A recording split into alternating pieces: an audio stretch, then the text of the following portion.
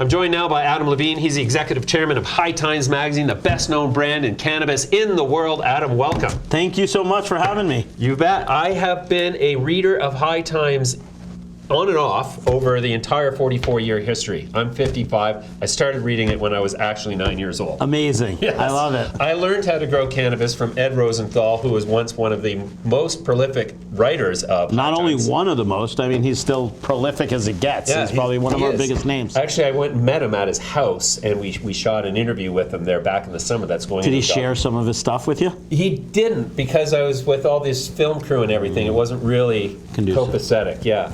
Okay, so you just led a group that has taken over High Times from previous management. So I did that 2 years ago today. Since then, we've made 7 acquisitions in the space. We've bought Culture, we've bought Dope Magazine and media properties. Wow. In addition, Green Rush Daily. We just announced a definitive agreement to buy Spanibus, the largest trade conference in cannabis trade conference in Europe.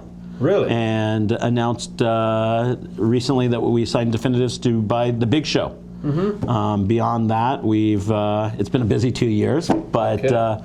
we've done, I don't know how familiar you are with a Reg A IPO. It's like a mini IPO. Oh, Reg A Plus. Reg A Plus. Oh, I know Reg A Plus very well. An offshoot from the Jobs Act that gave companies the ability to raise up to $50 million without filing a prospectus. So do you know how large until us, do you know how many people, the largest Reg A to date as far as number of subscribers was? I have no idea. 5,500 with Elio Motors, which was a huge success at the time. Yeah, actually, I had them on the show like 2 years ago, almost 2 years ago, a year ago. We're about 20+ thousand today. Really? Shareholders. Wow. So we'll list in the near future. Wow, fantastic. And we're well on our raise to have a large number of retail shareholders. As you know how important it is in cannabis to have that retail shareholder support. Yeah, you bet. And T-God was bragging 7,500 retail shareholders when they went public, and we're well over 20,000. Well, that's fantastic. So it's been an exciting time, and I think it really shows the gravitas of the brand. Yeah, you bet.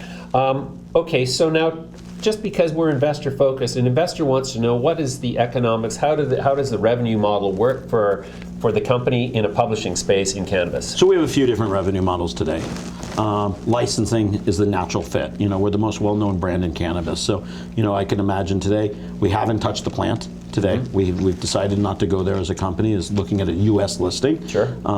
But if we were to look to trade in Canada, we'd be a dispensary today. But you look at smoke shops, you see High Times products all through smoke shops distributed worldwide. Merchandise, obviously. Beyond that, we're a concert event and event promoter. So we have the Cannabis Cup, right?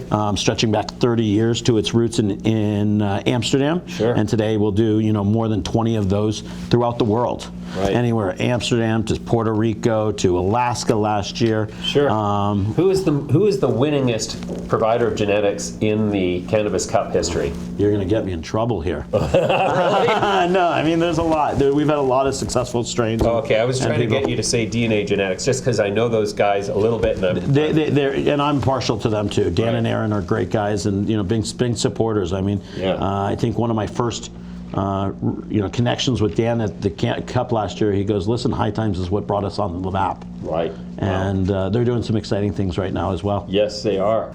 So events, revenues. Licensing, events, obviously our publishing business. Yeah. And we have the largest audience of canna consumers on web and social today. Sure. So we'll do the series of roll-ups that we bought, Culture and Dope Media.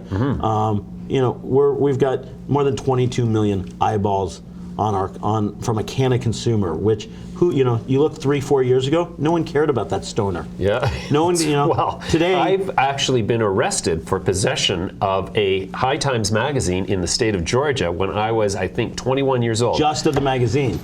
I had the magazine and I had a book on mushrooms. And those both got just me for the charged. books. Anyway. Well, anyways, but that was you used to have to hide High Times magazine even from my parents. Yeah, exactly. Yeah, of course. So I mean it's so amazing. I mean, we live in a really fantastic time for a cannabis consumer. To have High Times magazine now becoming a publicly traded company, I mean, it just warms the cockles of my heart. But we're much more than a media company today. We're much more than just the magazine that we're known for. Yeah. And we're buying B2B trade shows and really expanding worldwide. We recently just brought in a new CEO, Craig Fox, who is known for overseeing Dick Clark Productions and Wow. running the Elvis Presley Library.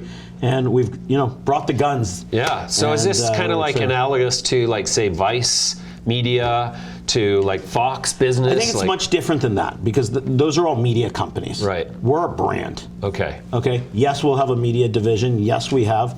But you look at like Fish and Stream, the magazine. Yep. They have 400 retail stores. Right. So my background's buying media companies. I bought some, Girls Gone Wild, Penthouse Media Group. Wow. Probably could go on Bebo from AOL. Sure. And it's repositioning assets. Right. And finding the right purpose and the best overall value for them. Yeah. And to me, you look at High Times in the brand, and we haven't even touched the plant, as I said, but you look at branded products, you look at that we're already doing, but you look, stores, I think it's a natural transgression. Sure. And, there's a lot of exciting things. And, Yeah. Okay, so in a Reg A Plus offering, that gives like the average Joe the ability to participate in the financing just like alongside institutions. Absolutely. It gives the allocation to everyone. So how long is this financing open for? Just So it's been open for a little over 6 months today.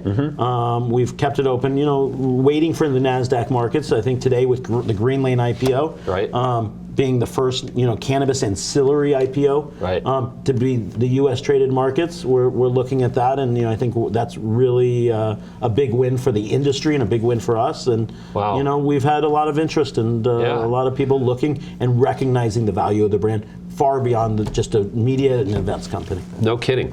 All right, Adam. Well, we're going to leave it there for now. How soon do the company becomes public? We'll see. I think the next we're looking this quarter. Cool. All right. Well, we're going to have you back as often as we can because I love High Times. Thanks so much for joining us. Thanks so much for having me. Appreciate it.